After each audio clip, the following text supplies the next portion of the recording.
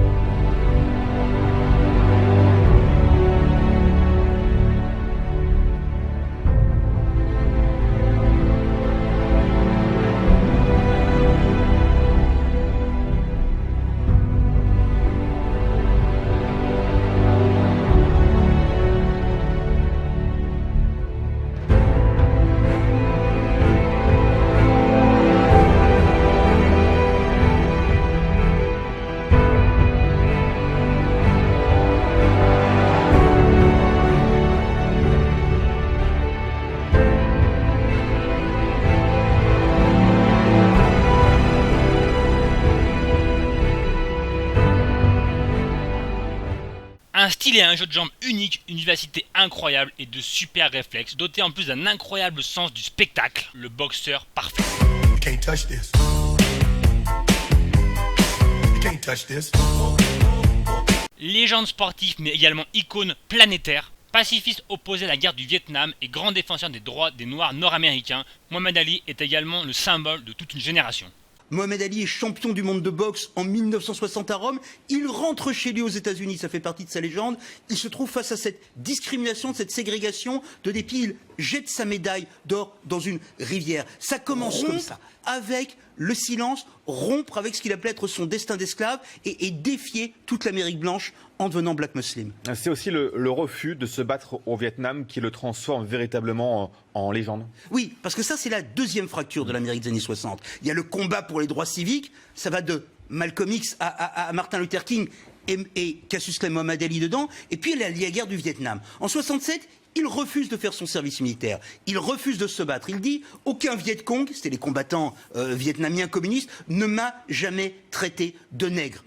Revenir. Et là, effectivement, il devient une légende, l'incarnation même de la lutte contre l'impérialisme, le progressisme.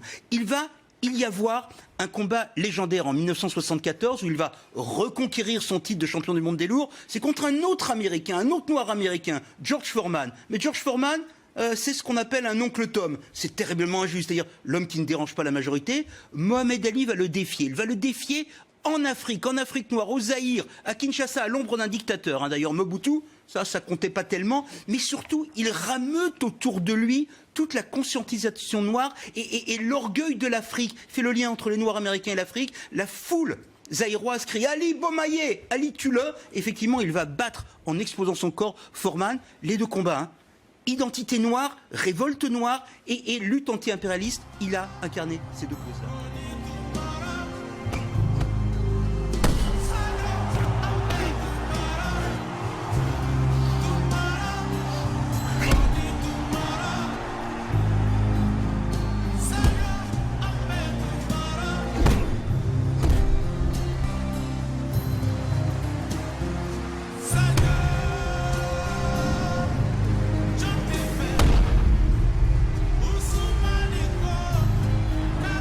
George Foreman is hit by a combination